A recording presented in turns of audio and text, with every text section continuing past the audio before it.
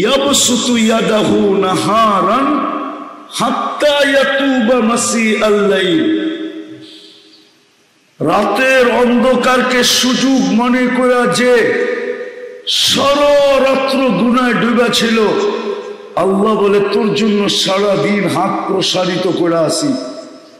হাতে হাত দিতে দেরি, তোকে বুকে লাগাইতে দেরি করবো না। তওবা করতে দেরি, বন্ধু বানাইতে দেরি করব না। ইয়াতুবু ফাআনা হাবিবুহুম, তওবা করতে দেরি, আমি বন্ধু হতে দেরি হবে না। অথচ আদম আলাইহিস সালাম কি বলতেছে?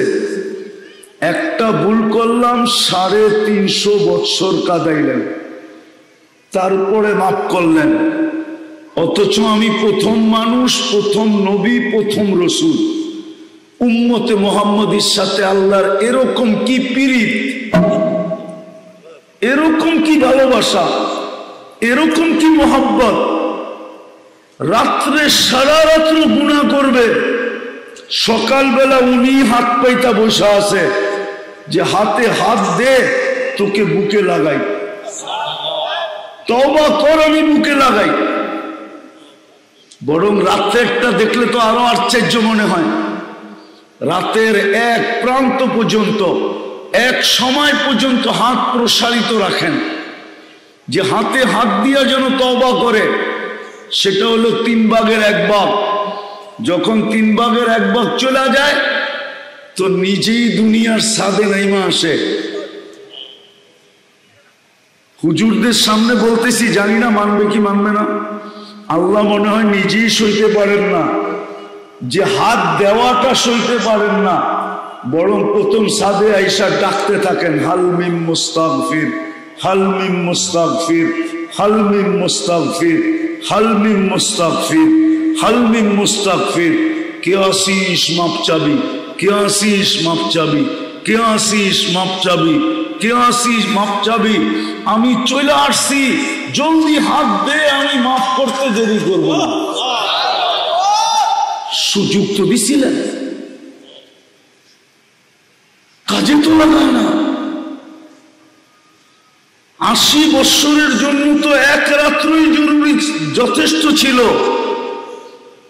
12 মাসের জন্য তো 1 মাসই যথেষ্ট ছিল।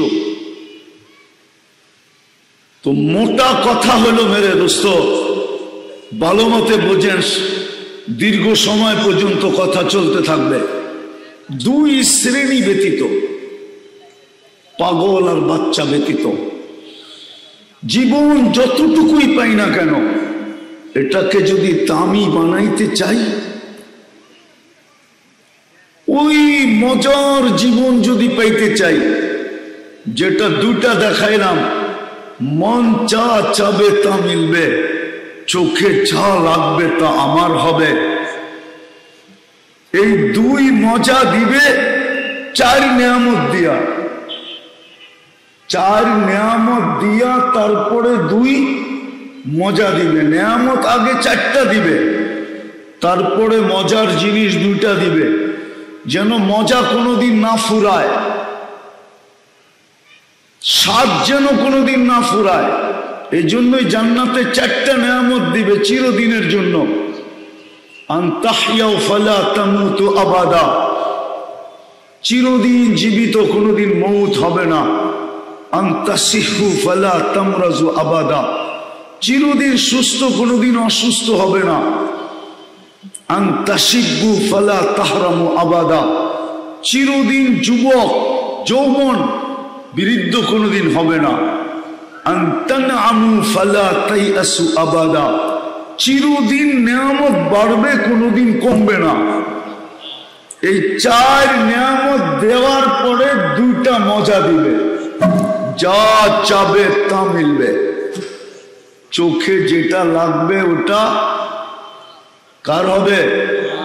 বলো না যুবক, কার হবে? আমার। আজকে বেশি দেখলে জুতা দেখায়, ওইখানে জুতা দেখাবে না। চোখে লাগতে দেরি, তোমার বুকে লাগতে দেরি করবে না। এই জন্য চলো আল্লাহর হুকুমের উপরে উঠি। আর আল্লাহর হুকুম সাধ্যের বাহিরে না। বললাম না, দুনিয়ার এরকম কোন সিজন নাই এক সিজন কামায়া 83 বছর খাবে, এরকম কোন সিজন দুনিয়াতে নাই। কিন্তু আল্লাহর হুকুমের ভিতরে এই সিজন আছে। লাইলাতুল কদর ধরতে পারলে 83 বছরের রিকভারি করার পরেও 4 মাস হাতে থেকে যাবে। ওই পাওনাই যদি জান্নাতে পাওয়া যায় তাইলে গুটি লাল আর কিছু জীবনভর প্রয়োজন হবে না। এই জন্য আসেন আল্লাহর হুকুমকে গলা লাগাই। আর আল্লাহর হুকুমের ভিতরে সবচেয়ে বড় হুকুম যেটা, আচ্ছা বলেন তো একটা কথা, সোনার গায়ের ধনী লোকেরা কি সোনার গায়ে থাকে? কই থাকে? ঢাকা কই? বস্তিতে কই? কোন জায়গায়? দুলশান, বনানী, ধানমন্ডি, ঠিক না? আরো যদি পয়সা হয় আমেরিকা। হ্যাঁ না, উত্তরা তো নিচে, গুলশানের চেয়ে নিচে না। আরো বেশি পয়সা হইলে কোথায়? আমেরিকা, ঠিক না? যায় কি করে? বাড়ি বানায়, ঠিক না? আরামে থাকার জন্য, সুখে থাকার জন্য, ঠিক না? হ্যাঁ, আল্লাহ কি গরিব? গরিব? সত্য আল্লাহ গরিব? হ্যাঁ, গরিব না হলে আপনার গ্রামে নিজের ঘরটা দিল কি লেগা? গুলশানে দিত, বনানী দিত, ধানমন্ডি দিত, বারিদারা দিত, বসুন্ধরা দিত, আমেরিকা দিত, আপনার গ্রামে দিল কেন? কেন দিল আপনার গ্রামে?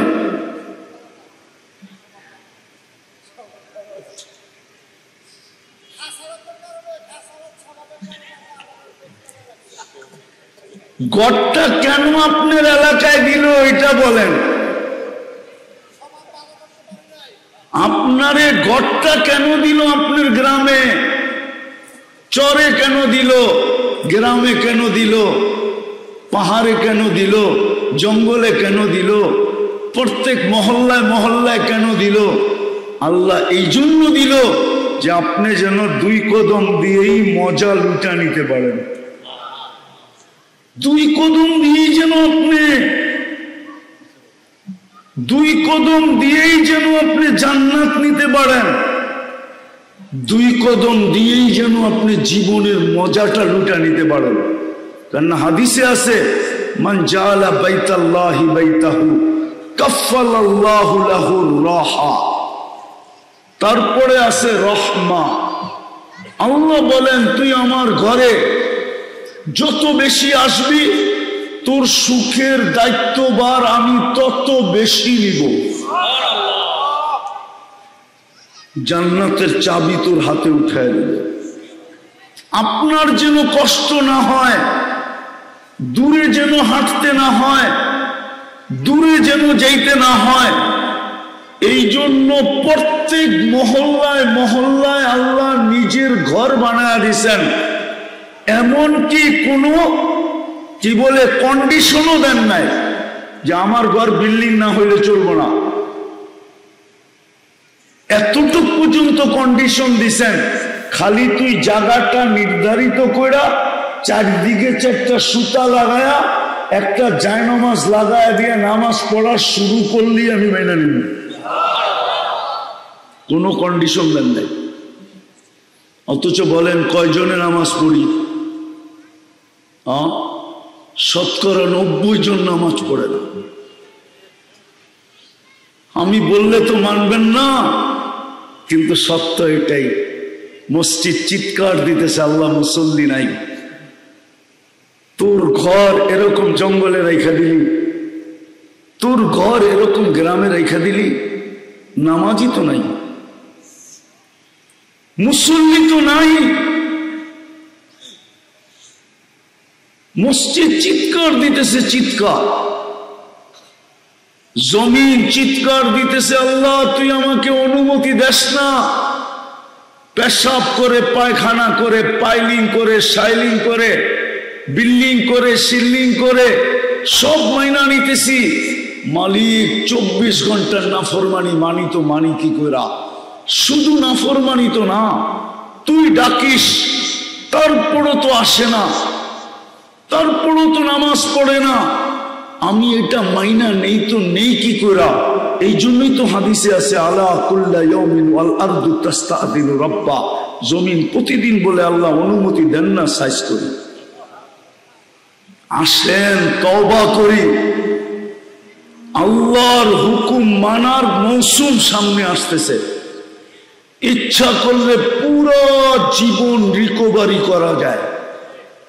এক রমজান দিয়া অতীতের সমস্ত ফরজ সুন্নত রিকভারি করা যায়।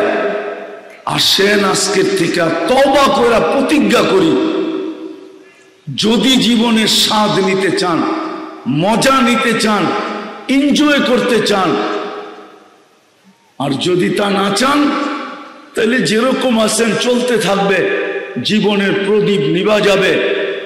কিন্তু সত্য এটা, প্রত্যেকটা লবণের দানার হিসাব দিতে হবে।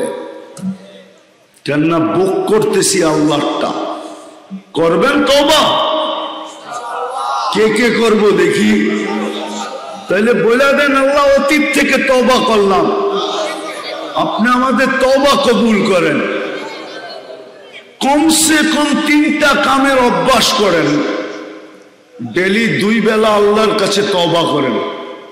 ঘুমানোর আগে পাওয়া যাবে এই সোনার গায়ে বহুত মহিলা এখনো আঁচল দিয়ে চোখের পানি মুছে, আর দেখা হইলেই বলে লোকটা ঘুমাইলো আর উঠলো না।